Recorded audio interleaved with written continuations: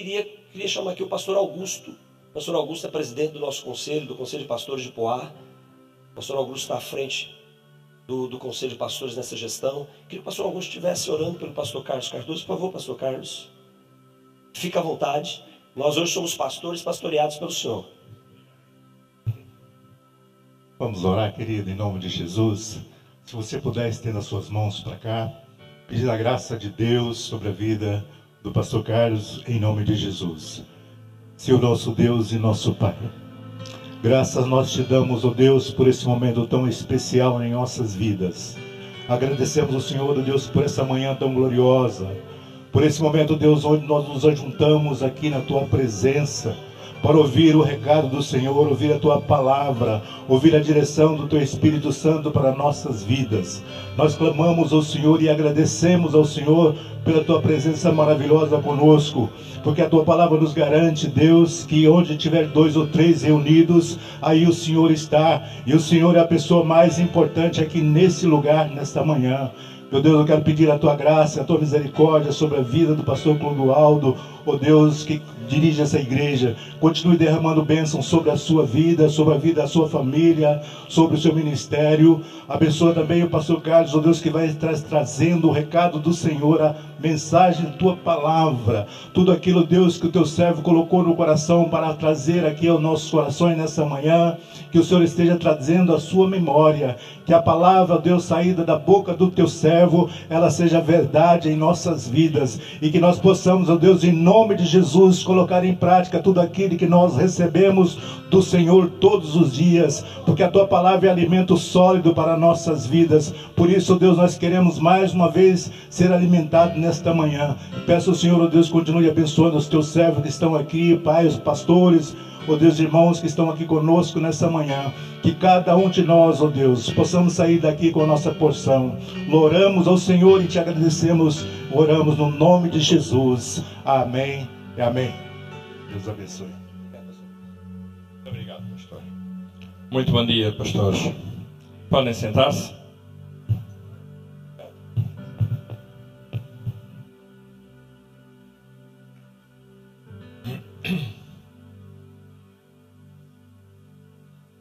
Glória a Deus, amém.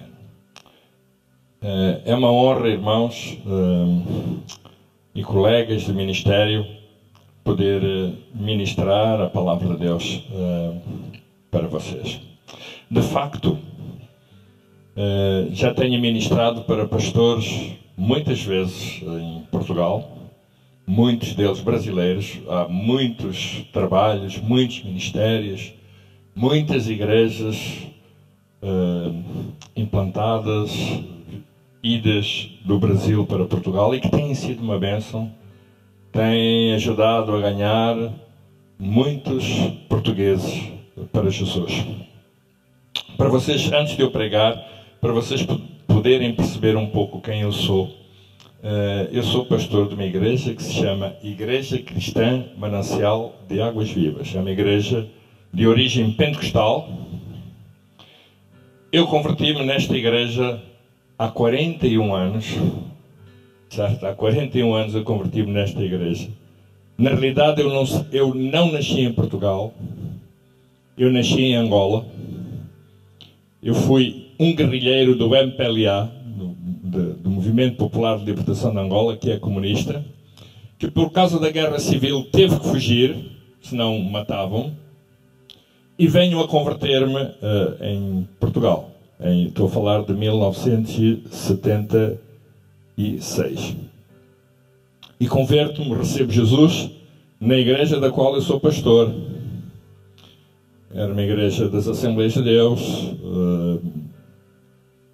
E quis a vida, porque eu depois fui professor de Educação Física. E saí da igreja onde eu estava porque tive que ir trabalhar para outro lugar, onde eu constituí família, onde servi, onde aprendi muitas coisas a respeito do ministério. Comecei a pregar muito cedo, com 6 meses de vida cristã, comecei a pregar, né? Comecei a pregar, como o irmão disse, Deus só escolhe mesmo malucos. E o pastor que me recebeu era mesmo maluco. né? E pôs-me a pregar com 6 meses. E eu até me safei bem. Certo? Até me safei bem. Até se converteram pessoas, vejam só. Né? E aí começou o meu ministério. Já lá vão 41 anos. Entretanto, esta igreja que eu pastoreio tem 78 anos de vida. Eu só tenho 61. 78 anos. E quando eu cheguei a esta igreja, era uma igreja, quando eu me converti, era uma igreja boa, sempre foi uma igreja boa. Mas depois, quando eu fui pastorear esta igreja, há 18 anos, já era uma igreja muito envelhecida. Era uma igreja, continuava a ser uma igreja boa, mas uma igreja sem muitos jovens.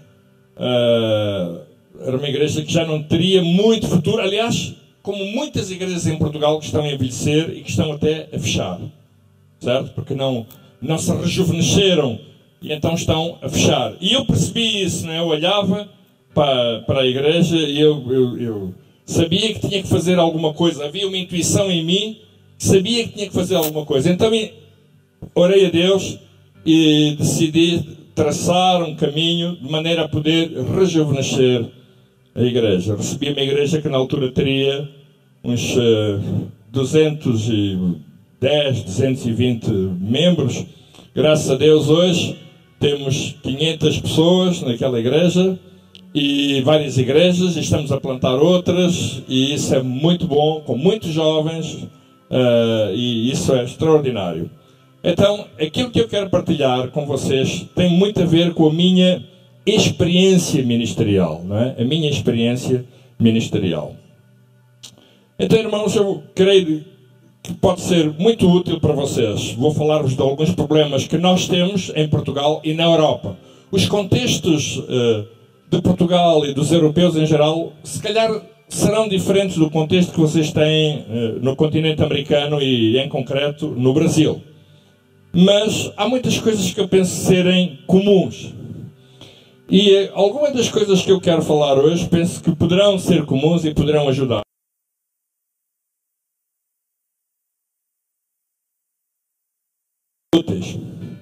Eu quero falar-vos sobre tensões no ministério. Tensões no ministério. O ministério tem tensões, certo?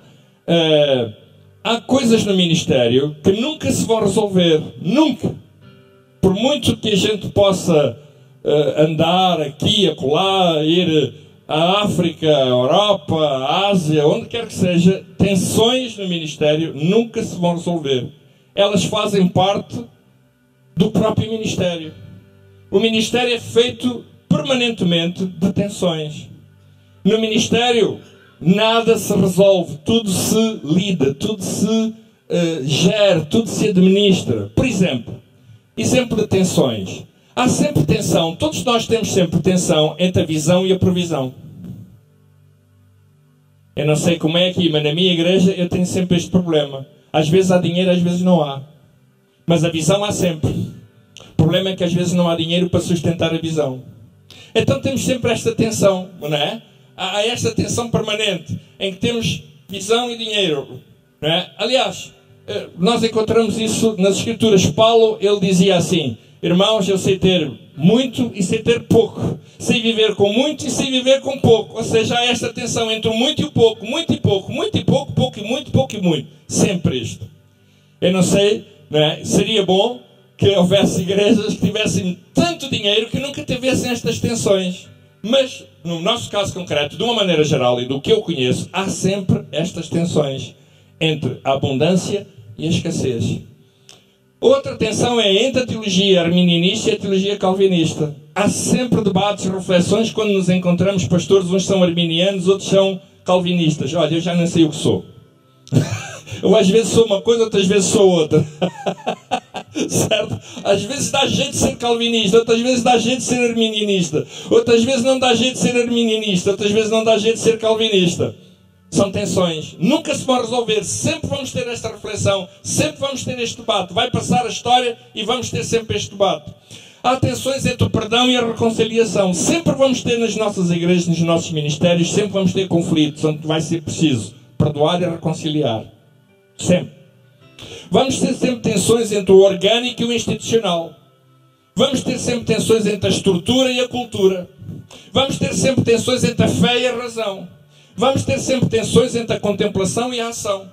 Vamos ter sempre tensões entre o espiritual e o material. E por aí fora. Sempre há tensões. Nós nunca vamos resolver tensões. A melhor maneira, deixe-me dizer assim, de resolver é administrá-las, é lidá-las. Sempre vamos ter isto. Estas questões que eu aqui acabei de dizer sempre existiram na vida ministerial de qualquer pastor e sempre vão existir. Nós um dia partiremos e os que vêm atrás de nós vão continuar a ter isto. Sempre, estas questões. Sempre. Elas gerem-se. Então, como é que nós podemos administrar isto, estas tensões? Eu hoje quero falar-vos, para além das tensões ministeriais, quero falar-vos de alguma coisa que eu e alguns companheiros lá, em reflexão, em debate, em conferência, etc., nós designamos, na tentativa de poder perceber estas tensões, que se chama uma teologia de autocuidado. Uma teologia de autocuidado. O que é que isso significa? Significa que o ministério, em primeiro lugar, precisa de um ministro saudável. Concordamos, irmãos? Precisa de um ministro saudável. Há ministros que não são saudáveis. Há ministérios que são infelizes. Concordam? Vou fazer assim. Eu não sei como é no Brasil, mas em Portugal há. Nós estamos a ter, não é? Em muitos ministérios, nós estamos a ter pastores a divorciarem-se. Nós estamos a ter pastores a terem AVCs. Nós estamos a ver pastores a terem depressões. Nós estamos a ver pastores a largarem os seus ministérios e a arranjarem emprego. Alguma razão é. Uma vez fizemos um inquérito entre pastores, entre 30 pastores. Um inquérito, numa reunião simples. Naquele inquérito era só meter cruzes. Não havia nomes, ninguém assinava nada, não havia letra. E pusemos, numa das questões que pusemos era, se você tivesse a oportunidade de ter um emprego hoje, deixava ou não deixava o seu emprego? E tinha 2 quadradinhos e tinha assim, sim, não. E ele tinha que meter uma cruz. Se deixava, se não deixava. Olha, 20 deixavam. De 30, 20 deixariam o ministério.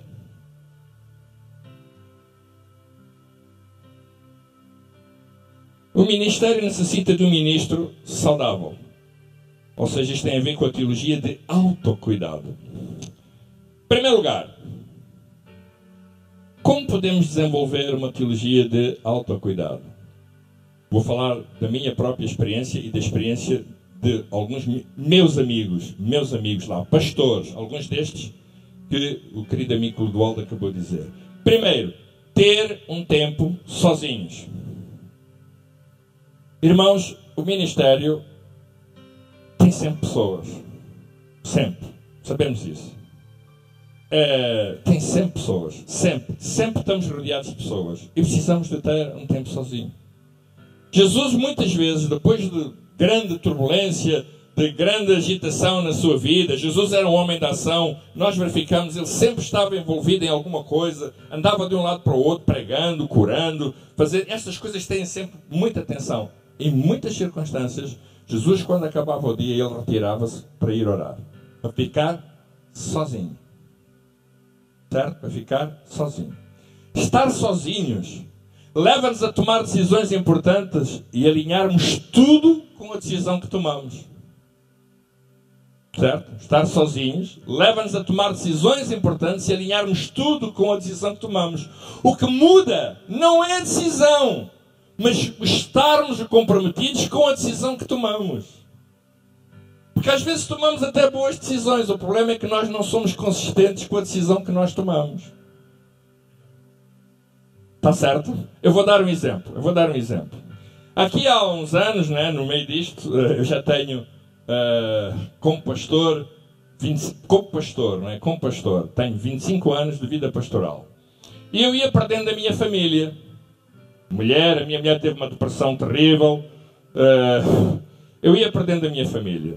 Porquê? Porque havia sempre muita tensão, havia sempre muita gente a circular na minha casa, não havia tempo para nada, muitas vezes eu tinha que sair de casa à noite para ir estar com pessoas, etc. Portanto, tinha sempre as pessoas estavam permanentemente nisto. E sabem, quando nós trabalhamos com pessoas, nós trabalhamos com problemas. Deixa-me dizer assim, nós trabalhamos com lixo das pessoas que têm na vida. Muito lixo, muita porcaria, muitas coisas que vêm. É 1, é 2, é 3, é 4, é 5, é 10, é 15, é 20, é 30, é 40, mais as pressões do ministério, etc. Aquilo começa a sobrecarregar. Uau, e é terrível. Vocês sabem que os psicólogos, os terapeutas, eles de 5 em 5 anos, pelo menos eu não sei como é aqui, mas em Portugal é assim, eles têm que fazer uma paragem, têm que fazer um sabático e têm que fazer, juntamente com um supervisor, eles têm que fazer tipo uma limpeza. Senão não vou aguentar também. Todas as profissões que trabalham com comportamentos têm este problema. Chama-se isto traumatismo vicário. Não sei se vocês sabiam, chama-se isso traumatismo vicário. Pessoas que trabalham com pessoas, trabalham com comportamentos, trabalham com os problemas das pessoas. Ou seja, nós acabamos por levar com os problemas dos outros. E muitas vezes até nos tornamos como são os outros. Aquilo que nós não queremos, acabamos por nos tornar como eles. Chama-se isso traumatismo vicário. Então, às vezes é preciso estarmos comprometidos com a decisão que tomamos. Como eu dizia, eu ia perdendo a minha família. E então eu decidi mudar algumas formas ou alguma postura na minha própria família. Pensei assim, eu preciso estar mais atento à minha família, à minha mulher. Eu preciso ter mais cuidado com a minha mulher. Eu se calhar tenho que estar mais tempo em casa. Eu se calhar tenho que sair mais vezes com ela. Eu se calhar preciso de ser mais afetuoso com ela. Eu preciso fazer tudo isso com ela. E tomei a decisão de poder fazer isso. Tomei a decisão de tirar um dia por semana para estar com ela, etc, etc. Isto nas decisões que nós tomamos. Sabem? Para alterar aqueles hábitos foi muito difícil para mim. Quando dei por mim, eu próprio estava a sabotar as minhas próprias decisões. Eu estava a sabotar a minha própria decisão. E às vezes era a minha mulher que me dizia assim, mas olha que tu prometeste este dia para estarmos juntos. E eu disse, ei, lá. Quando eu dava por ela, eu estava a sabotar a decisão que eu mesmo tinha tomado. E às vezes fazemos isso até com a igreja. Dizemos, irmãos, olha, para a semana, às vezes com a equipa de pastores, eu tenho 15 pastores que estão sobre a minha autoridade. 15. Maridos e esposas. Olha, nós vamos estar para a semana, vamos fazer isto ou vamos fazer aquilo. E nós estamos na primeira semana, estamos na segunda semana, estamos na terceira. Mas depois chega à quarta e se calhar eu mesmo começo a sabotar a minha decisão. Porque nós tomamos boas decisões, o problema é mantê-las. O processo de as manter é que é difícil. E às vezes eu não sei como é que vocês são, mas eu penso que o povo brasileiro, eu tenho na minha igreja 50 brasileiros, irmãos, 50, orem por mim. Mas espera aí, o problema não é só os brasileiros que eu lá tenho, é que eu também tenho argentinos. Certo? Tudo junto. Tenho entre 22 a 25 nacionalidades na minha igreja. Tenho bolivianos, tenho mexicanos, tenho os países de expressão portuguesa todos, tenho americanos, tenho alemães. Olha,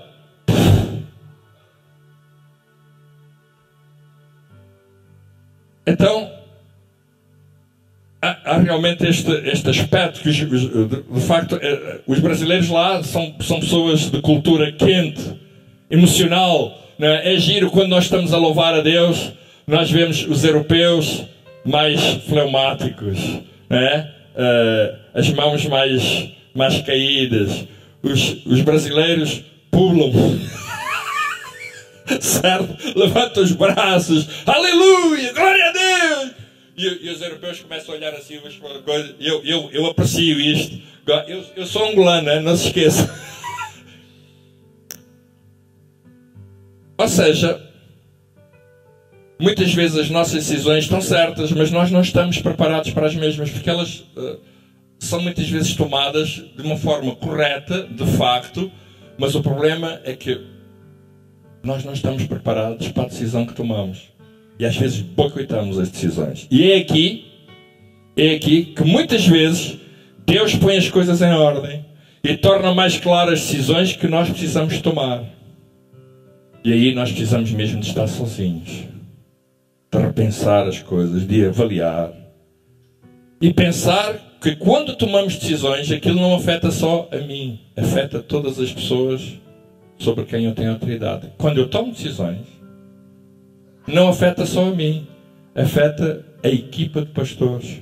E depois, por sua vez, afeta todo o ministério de cada um deles, as equipas, porque nós funcionamos por equipas. Cada decisão, eu tenho consciência que cada decisão que eu tomo, eu tenho que ser coerente, tenho que ser consistente. Não pode ser uma decisão tomada com emoção. Não pode ser uma decisão tomada de uma forma temperamental, sob entusiasmo. Eu já vi muita gente fazer coisas sob entusiasmo, boicotaram 3 meses depois, porque foi o entusiasmo. Então, precisamos ter um tempo sozinhos. Eu faço isto uma vez por mês. Uma vez por mês, eu pego no meu carro, eu saio, levo alguns livros e saio. Vou até à praia. Na região onde eu moro tem praia, costa muito bonita, tem praia, o pastor conhece, muito bonita. Eu saio, encosto o carro e saio, vou andar, apanho o ar da praia. Preciso estar sozinho. Uma vez por mês eu faço isso. Não quero estar com ninguém. Saio de casa. Às vezes até 2 vezes por mês tenho feito isso, porque eu preciso para me guardar a mim mesmo. Sabem, quem viaja de avião, naqueles procedimentos que eles têm de segurança, um dos procedimentos é, quando cai a máscara do oxigênio, vocês sabem, se houver crianças, quem é que põe primeiro a máscara? É você. Sabe porquê? Porque você, salvando-se assim, você consegue salvar a criança. Certo? Se tu te salvares a ti, tu consegues ser saudável para com os outros. Se tu fores saudável, tu consegues ser saudável com os outros. Às vezes nós queremos que os outros sejam saudáveis, mas nós não somos saudáveis. Impossível. Vocês estão a entender? Há igrejas que não são saudáveis. Em Portugal, eu estou a falar do contexto que eu conheço. No contexto português, há igrejas que não são saudáveis. O pastor não é saudável. Correto? Se tu queres uma igreja saudável, tu tens que ser saudável. A igreja nunca vai ser melhor do que tu és. Impossível. Nunca. O teu casamento nunca vai ser melhor do que tu és. É impossível. Tu nunca vais melhorar nada se tu continuares com os mesmos comportamentos. Impossível. Eu, para melhorar o meu casamento, para ajudar a minha mulher, graças a Deus hoje está boa, não é? Mas ela chegou a pesar 45 quilos, ela teve uma bulimia. Bulimia. Eu tinha que lhe dar banho, eu tinha que andar com ela, etc. E eu percebi que eu tinha que mudar. O problema dela era o meu problema. Não era dela, era o meu problema. Certo? Às vezes nós pensamos assim, aquilo é o problema do outro. Não, é o meu problema. Os problemas dos teus filhos são o teu problema.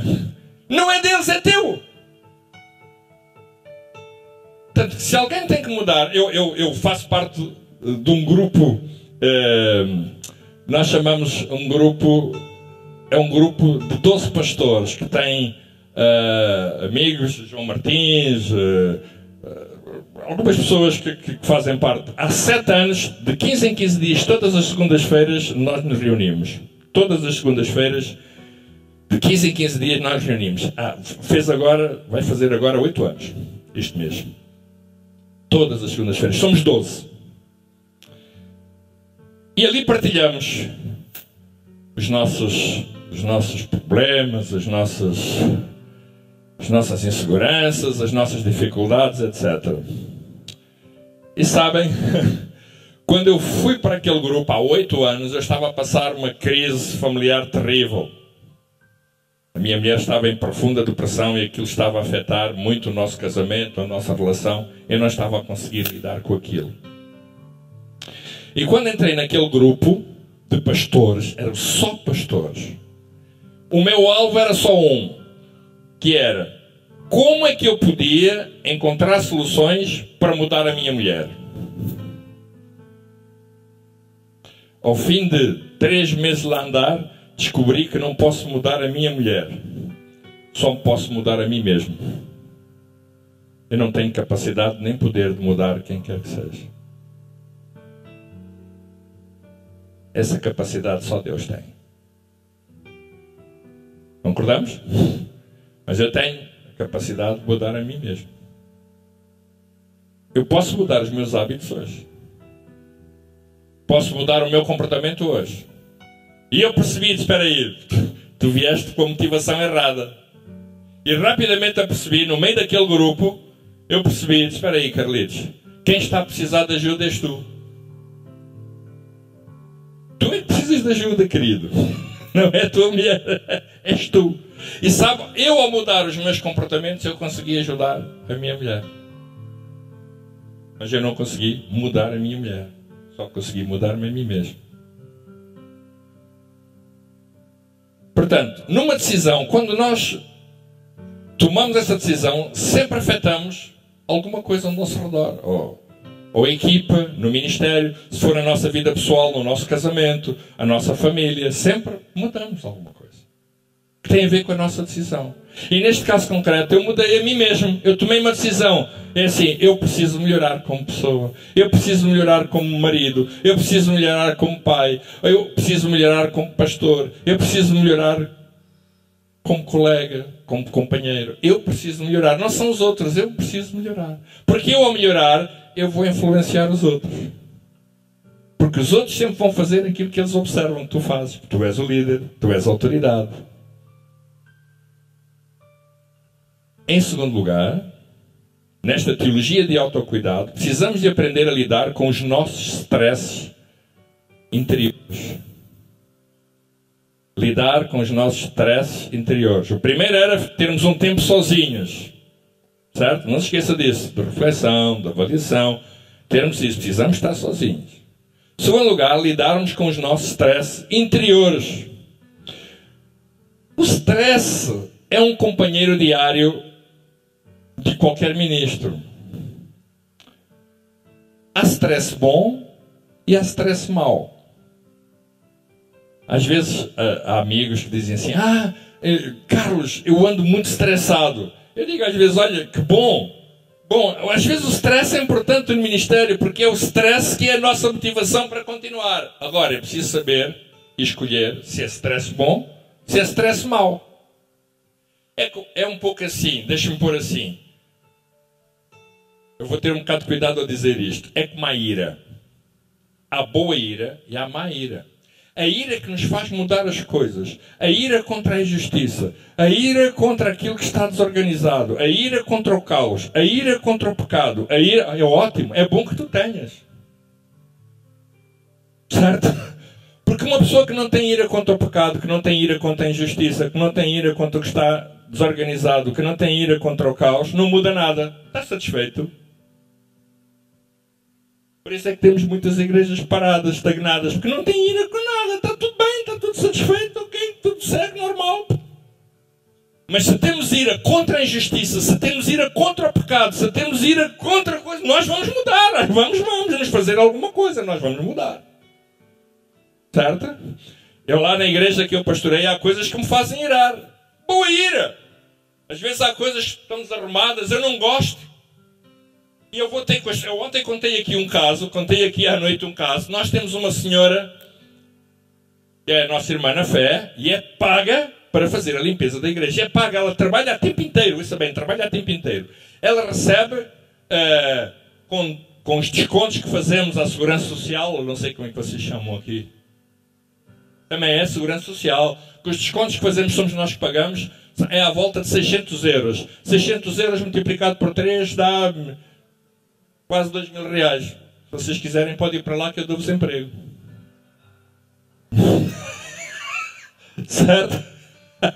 Quase 2.000 reais. E ela, o nosso querido Clodoaldo, ele conhece, nós temos o palco, e o palco tem umas escadas, e tem fundo lá. E então eu sento-me sempre aqui e vejo uma bola de papel enrolada, alguém que atirou, uma criança, tirou a bola de papel, fez o papel, amolgou e atirou lá para dentro. E eu sentado vi a bola de papel. E eu pensei assim, disse assim para a minha mulher, olha Nana, a Paula não deve ter visto a bola de papel.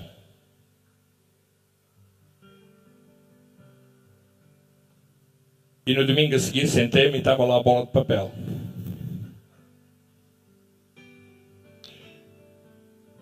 E eu aí disse para a minha mulher, eu penso que ela já viu. Fui ao terceiro domingo, olhei, bola de papel. Na segunda-feira, que é o dia que ela começa a fazer a limpeza, fui ter com ela e disse-lhe assim, Paula, arranja-me uma vassoura e uma pá. E ela, pastor, tens algum problema? Queres ver? Eu vou-te mostrar. Senta-te aqui. Olha, estás a ver? Está ali aquela bola de papel que ali está. Traz cá a pá e a vassoura que eu vou tirar. Ela, ai pastor, não faça isso. Não, vou fazer. Eu vou fazer. Tu devias ter feito 3 semanas. Eu vou fazer. Paula, eu vou fazer. Traz cá. E ela, ai pastor, por favor. Não, eu vou fazer. Eu estava virado. É uma boa ira. Para ela perceber que o pastor se incomoda quando o trabalho não é feito como deve ser.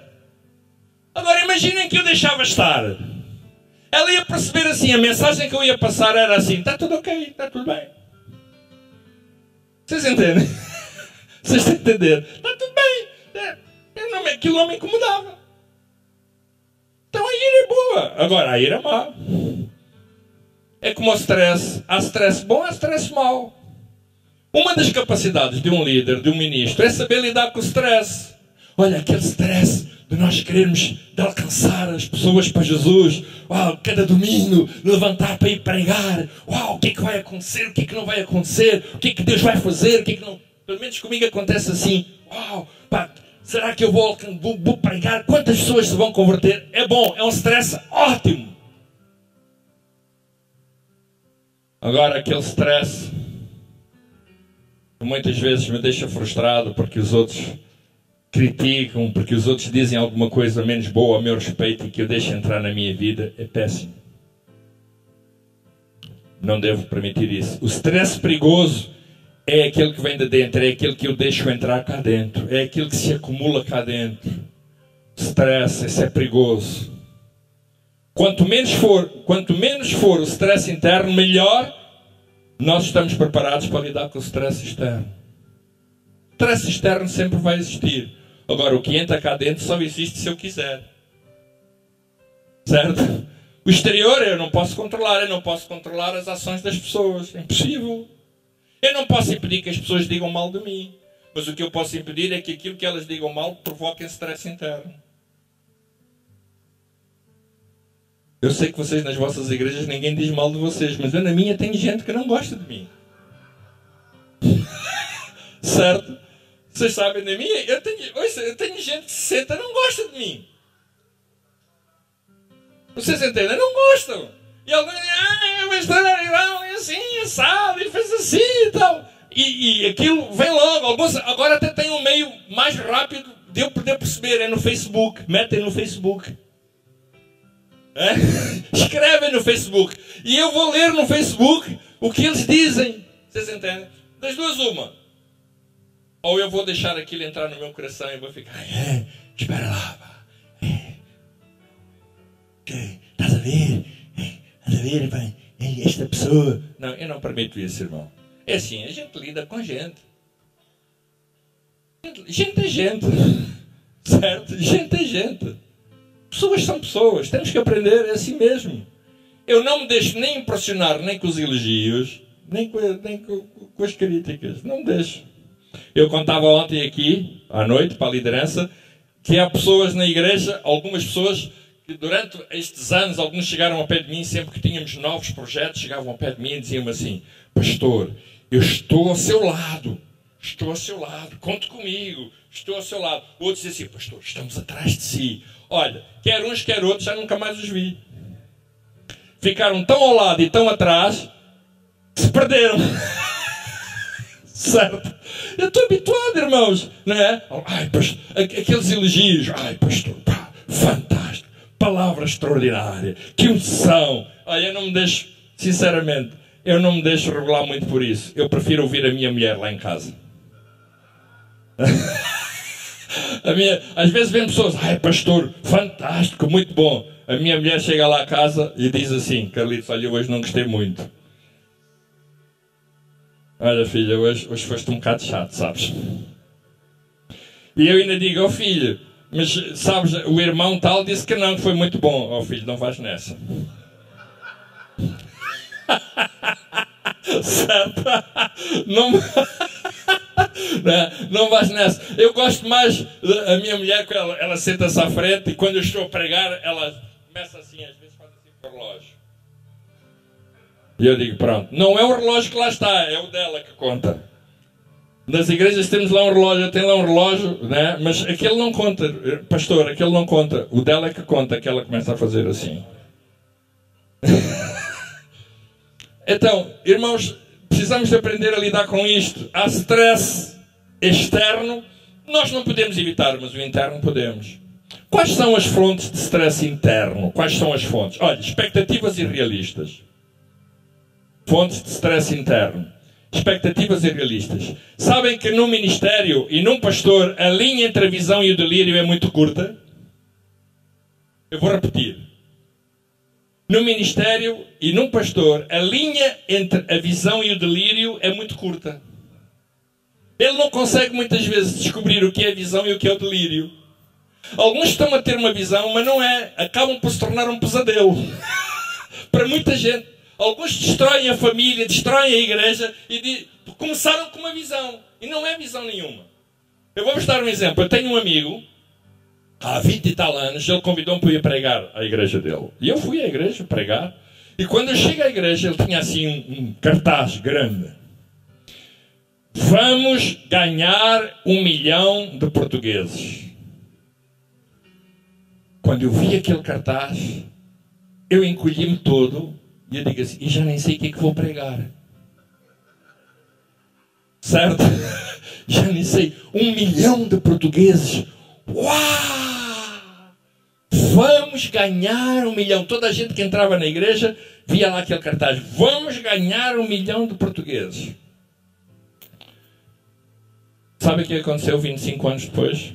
Não só não ganhou 1 milhão de portugueses, como ele perdeu 2 mulheres. Perdeu a primeira, perdeu a segunda, perdeu a família dele e não tem igreja. E já teve um AVC e uma depressão. Porque a linha entre a visão e o delírio é muito curta.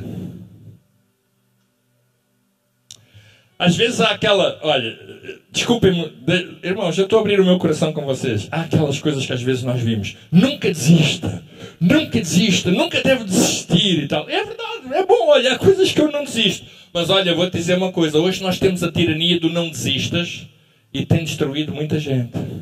Há coisas que tu deves mesmo desistir, sabes? Há coisas que tu deves desistir para te salvares a ti, a tua família e até a igreja. Deves desistir mesmo. Porque às vezes há coisas boas, importantes da psicologia positiva, etc. Bom, não desistas. Olha, eu concordo, eu tenho mensagem que diga: irmãos, não desistam, força. E olha, não devemos desistir da fé, nós não devemos desistir de trabalhar para o Senhor, nós não devemos desistir de fazer aquilo que estamos a fazer para o Senhor. Não devemos desistir. Mas há outras coisas que se calhar temos que pensar em desistir. Porque vão destruir a nossa vida. Eu conheço pastores que, por não desistirem, partiram tudo. Destruíram até a família. Porque não desistiram. E sempre põem o nome do Senhor. O Senhor mostrou-me. O Senhor deu uma visão. Irmãos, olha, eu já tenho muitos anos. Há pessoas que têm a capacidade de ter visões ao pequeno almoço, ao lanche, na janta. Têm sempre visões. Sempre. Claro que eu acredito em visões. As visões são a linguagem do Espírito Santo. Mas há visões que não são do Espírito Santo. Para ver. A outra coisa é emoções negativas. Expectativas irrealistas, não é? E emoções negativas, ou seja, fonte de stress interno. Quando lidamos com stress exterior, isso tem a capacidade de provocar uma emoção negativa em nós. Por exemplo, se alguém nos ofende, um colega, um pastor, se nos ofende, os pastores são muito bons a ensinar as ovelhas a não ficarem ofendidas, mas são muito maus a porem em prática, sobretudo quando são outros colegas que os ofendem. Eles são tão sensíveis, ficam logo ofendidos. Concordam?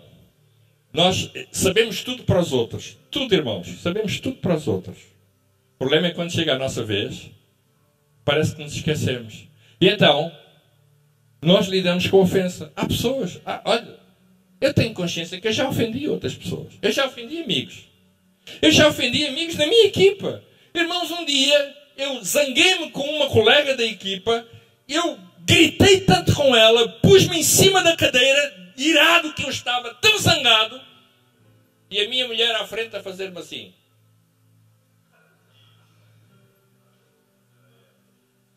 Eu disse: Carlitos, já te estás a portar tão mal. Quando eu chegar a casa...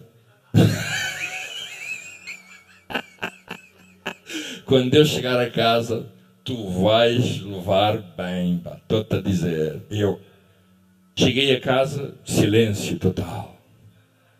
Silêncio, nada. Eu estava à espera que a minha mulher me dissesse alguma coisa. Não, ela foi intencional, ela fez um silêncio. Mas sabe, era um silêncio, eu preferia que ela chegasse ao pé de mim e me desse 2 estalos. Tu portaste mal, pá. Portaste mal, eu preferia. Mas o silêncio dela... Um silêncio total, ela andava pela casa, em silêncio. E a mim só me apetecia dizer: fala, pá! Diz lá qualquer coisa! Silêncio. Eu percebi que me tinha portado mal. E ela não falou. Retirei-me. Percebi que tinha errado. Na semana seguinte, cheguei à reunião, pedi desculpa, colega. Perdoa-me, fiz muito mal. Quero pedir perdão. Frente a toda a gente, quero pedir perdão. Cheguei ao carro, a minha mulher deu-me logo uma série de beijos. Transformou silêncio em beijos. Eu disse: uau, ganhaste o dia. Stress, nós muitas vezes não sabemos lidar com a ofensa. E ofendemos. Ofensa é um sentimento negativo. Eu não tenho que ficar ofendido. Ofender é uma decisão de quem ofende. Ficar ofendido é uma decisão minha. Se eu ficar ofendido, certo? Se eu ficar ofendido, significa que a ofensa está a manipular as minhas emoções. Por que ficamos ofendidos? A ofensa é o primeiro sinal de que alguma coisa está errado e que nós podemos, ou nós lidamos com a situação, ou nós vamos lidar com a situação, ou então vamos lidar mal. Irmãos, estamos a falar aqui um pastor. A minha filha, eu vou-vos dizer isto, eu estou a partilhar a minha vida interior, a minha vida pessoal, para dizer, a minha filha, com 13 anos, foi abusada sexualmente na igreja que eu era o pastor, por um dos líderes da minha igreja, que era um homem casado. Vocês querem a melhor ofensa? Pense, irmãos. Imagine o que era eu como pastor. Houve pessoas da igreja que chegaram ao pé... Olha, veja, houve pessoas da igreja que sabiam, chegaram ao pé de... Pastor, se você quiser, a gente trata do assunto. E a minha vontade era dizer assim: trata! Trata do assunto! Mas sabe uma coisa? Eu sou um cristão. Antes de ser um pastor, eu sou um cristão. Eu sou um filho de Deus. Eu disse: não. Isso não. Isso não. Eu vou lidar com isto. E lidei. Tive que lidar com ofensa. Vocês querem melhor ofensa que esta? Imagina o que era se eu tivesse ficado. Fiquei ferido. Chorei muito. Perdi muitas noites. Senti muita culpa. Lidei com tudo isso. Olha, até fiz, Clodoaldo, até fiz psicoterapia familiar por causa disto. Mas tive que lidar com a ofensa. Eu não podia continuar a ser um pastor com ofensa dentro de mim. Possível. Se eu continuasse com ofensa, eu ia passar isto para o povo. Eu ia pregar zangado. Eu ia pregar irado. Tive que lidar com isto. Às vezes há pessoas há pastores que se fecham a outras coisas por causa da ofensa. Ai, pá, Carlitos, é assim como eles tratam lá, é um nome carinhoso, Carlitos. Tu nem sabes o que é que ele me fez, pá. Opa, olha, ele fez-me assim. Olha, eu às vezes digo-lhes assim, olha, tu sabes o que é que as pessoas já me fizeram a mim? Tu sabes o que é que as pessoas já me fizeram a mim? Quando eu conto aquilo que as pessoas já me fizeram a mim, eles ficam... Pai, a mim já me aconteceu mesmo. Já fui traído na minha casa. Emoções negativas que desenvolvem nós. Precisamos ter cuidado. Olha, se alguma coisa não está bem entre ti e outra pessoa, olha, vai falar com ela. Ou se não falas, dá um tempo. Ora a Deus sobre isso. Eu muitas vezes sou consultado por outros pastores. Carlitos, olha, passa-se isto. Às vezes há membros de igrejas que se transferem para outra igreja. As pessoas ficam zangadas. Nós, quando recebemos membros de outras igrejas, ficamos felizes. Quando os nossos vão para outras igrejas, nós dizemos mal dos que vão. É? Não é? Vocês entendem? Quando os outros vêm, que bom, e eles vêm ter connosco, né? Os membros vêm ter connosco, pastor, e lá aconteceu assim, e lá aconteceu assado. Mas aqui não vai acontecer, nós vamos ajudar, nós aqui vamos ajudar. Oh, querido, tem calma, tem calma. Quando os nossos vão, pá, ainda bem, pá, não faz cá falta nenhuma. Olha, vai para ali, é muito bem ido, olha, é bem feito. É bem feito, né? É bem feito. Eu procuro sempre falar com as pessoas que vêm, procuro saber, olha, vai falar com o pastor. Vai ver se está tudo bem. Olha que eu vou falar.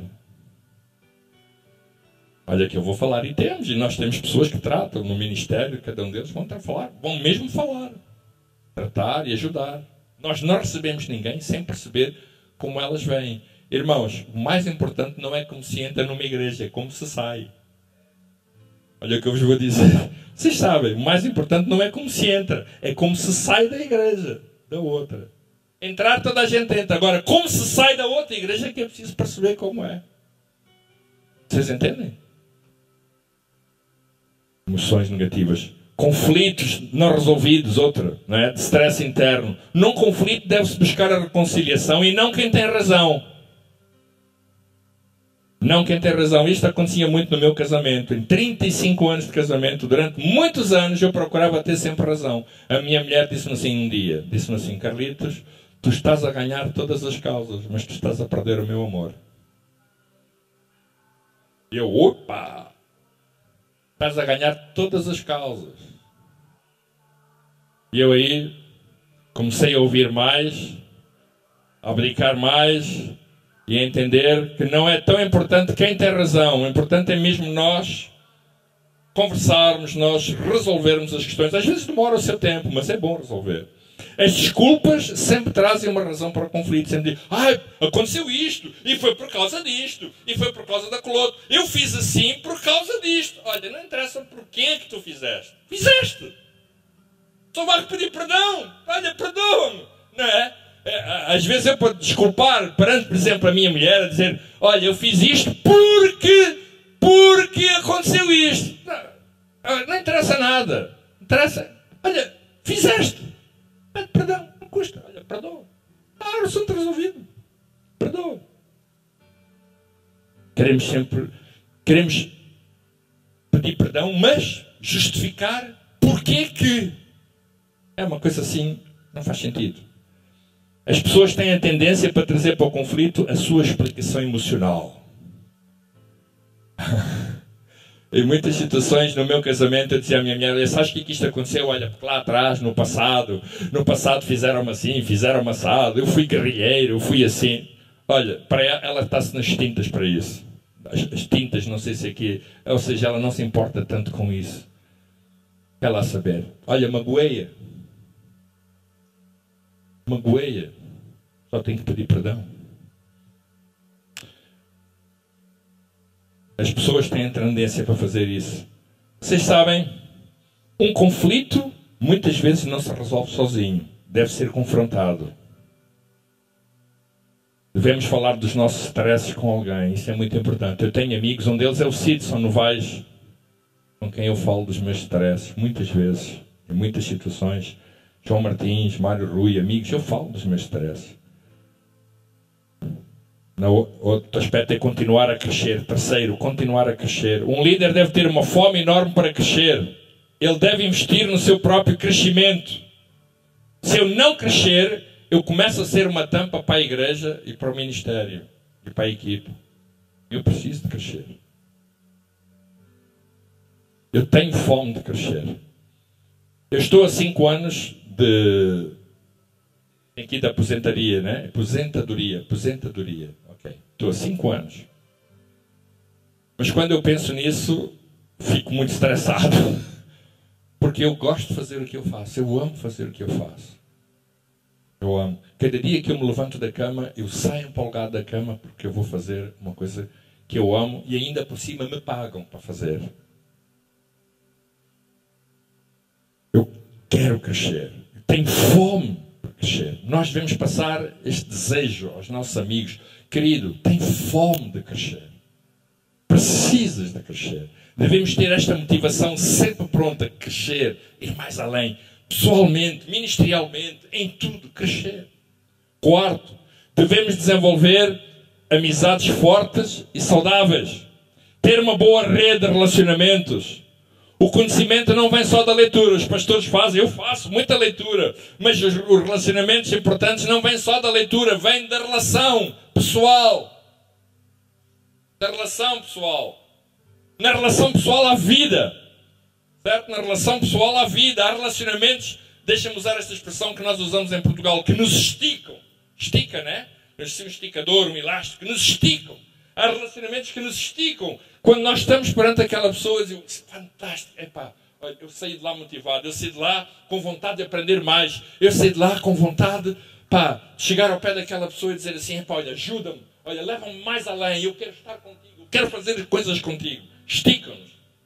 Eu tenho amigos, o Sidson estica-me, o Mário Rui estica-me, o João, esticam-me, eles esticam-me, eu gosto de estar com eles. Quando estou com eles, saio de lá, puxa, eu quero fazer mais, porque esticam.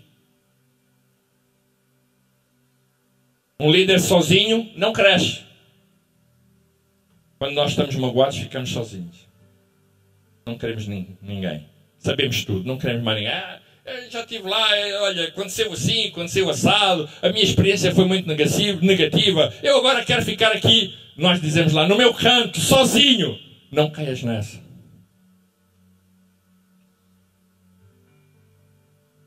Devemos ter uma boa fonte, uma boa rede de relacionamentos. Graças a Deus, pelo meu querido amigo Clodoaldo, desde que eu o conheci, tenho aprendido muitas coisas com ele. Ele já lá foi várias vezes, pelo menos 2 vezes na igreja, já lá pregou, já lá fez o, como é que vocês dizem aqui? O revival. Já lá fez, e eu aprendo, já ouvi os teus CDs, tenho no carro, já ouvi, uau, fantástico. Tenho aqui as tuas mensagens, muitas delas estão aqui, algumas delas já elaborei, tenho preparado, já preguei, é bom. Tens que ir lá mais. Melhorei. melhorei elas. Bom, Clodoaldo, ele agora vai lá em maio, bom, olha, prega bem, está bem, eu vou apontar. Que bom, fantástico. É bom ter amigos assim, amigos que nos ajudem, que nos estiquem, que nos motivem a continuar a fazer o que fazemos. Eu quero ter. Vocês sabem, há lá pastores que eu conheço, eu não gosto muito de estar ao pé deles, confesso. É sempre aquela história. Isto está muito difícil. Assim não é bom. Olha, estou a contar os anos para me reformar, para a aposentadoria. Eu não quero estar com eles, sério. Não quero estar com eles. Quando eu os vejo, eu passo logo para o outro lado. Sim, são bons para a gente tomar um cafezinho, etc. Mas eu não quero caminhar com eles. Eu quero caminhar com pessoas que me desafiem, que me façam superar, certo? que me vão mais além, que me façam ir, pá, que me façam sentir assim, espera aí, isto está a puxar muito por mim, eu não sei se vou conseguir, mas está a puxar muito por mim. Gosto desse stress. Nós às vezes na nossa igreja fazemos campanhas, porque nós estamos envolvidos na igreja com propósito. Então temos a campanha dos 40 dias com propósito, temos a campanha dos 40 dias de comunidade, coisas que eu nunca tinha feito, né? Que eu nunca tinha feito na igreja. E sentei-me com a equipa toda, com a liderança, e alguns deles diziam assim: pastor, e como é que vamos fazer? Não sei.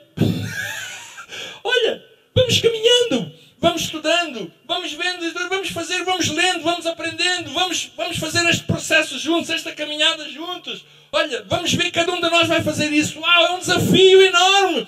Podermos descobrir coisas no processo, correr riscos, poder ir mais além. É um desafio, amigos. É uma motivação maior na nossa vida. Todos os dias quando eu acordo, eu começo, eu digo assim: uau, eu hoje vou trabalhar, eu vou fazer coisas que eu gosto de fazer. Cada domingo que eu me levanto de manhã, eu vou mais cedo para a igreja, eu tenho desejo de ir para a igreja, chegar lá meia hora mais cedo, ver como é que está tudo a funcionar. Se não tiver, eles levam comigo. Eu gosto. E por último, devemos cuidar da nossa condição física. Um corpo saudável é fundamental para uma liderança saudável. Tenho um amigo que era assim, forte. Foi um rapaz jovem. Foi à médica. A médica mandou fazer exames. Quando veio os exames, a médica olhou para os exames, olhou para ele. Tinha um rapaz assim, mais ou menos aqui da idade. Como é que chamas? Leandro. Olhou para ele e disse: Senhor Leandro, o senhor faz o quê? Sou pastor e quer continuar a ser pastor por muitos anos ou não? Quero. Você gosta daquilo que faz? Gosto. Pois então vou-lhe dar uma triste notícia. Se você não mudar de vida, outro vai ocupar o seu lugar. Certo? Vou-lhe dar uma triste notícia. Se você não mudar a sua vida, outro vai ocupar o seu lugar. E ela começou-lhe a ler o que estava lá. Sabem o que aconteceu? O homem mudou mesmo de vida. E hoje é uma pessoa... E eu faço a mesma coisa. 2 dias por semana vou para o ginásio. Só no Brasil mesmo é que eu não tenho cuidado com a alimentação. Porque não posso ter, vocês não me deixam. Mas eu tenho. Procuro ter. Cuidar, porque a nossa condição física é importante. Para poder fazer o que fazemos, para poder andar, viajar. Eu viajo muitas vezes para poder fazer o que eu faço. Eu gosto de fazer, eu amo fazer. Eu quero continuar a fazer isto por muitos anos. Então eu preciso cuidar de mim. Eu sei que há aqueles irmãos que dizem: ai, pastor, está escrito na palavra de Deus que o corpo para nada importa. Isso tem a ver com a salvação. Isso não tem a ver com a tua saúde física. Com a tua saúde física, claro que importa. Claro que importa. É preciso cuidar. Lá em Portugal está a haver gente, já vos disse, com AVCs, ataques cardíacos. Está a morrer gente. Ouça, está a morrer gente. A pior coisa que estamos a ver é gente que está a perder a vida por causa de não cuidar de si mesmos. Então, meus queridos, eu vou terminar aqui desejando que vocês possam, pelo menos, pensar nisto que eu aqui partilhei com vocês. E partilhei aqui algumas coisas da minha vida pessoal, da minha vida familiar, da minha vida íntima, no sentido de vos mostrar, ou de procurar mostrar, nada que vocês não saibam, mas pelo menos para reforçar, não é? De que é preciso nós cuidarmos de nós mesmos. Por cuidar de nós mesmos, nós vamos cuidar dos outros. Que Deus os abençoe. Amém. Obrigado.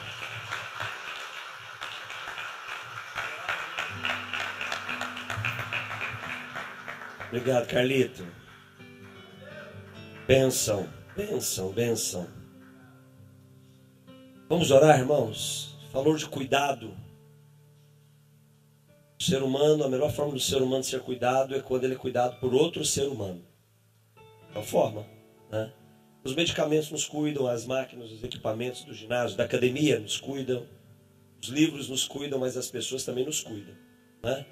Vamos ficar de pé, vamos orar. Escolhe um companheiro aí. Companheiro. Escolhe um companheiro que você conheça, um companheiro que você não conheça. Escolha um companheiro aí. Escolha um companheiro. E nessa escolha do companheiro, o Espírito Santo sabe, conhece. Talvez nessa manhã seja importante isso. Vamos deixar Jesus nos usar um pouquinho na vida do nosso companheiro. Que você possa ter, que nós possamos ter uma oração nessa manhã, que possa encontrar o coração do nosso irmão, que possa encontrar o coração do pastor, o coração do marido que é pastor, encontrar o coração do pai que é pastor, o coração do filho que é pastor.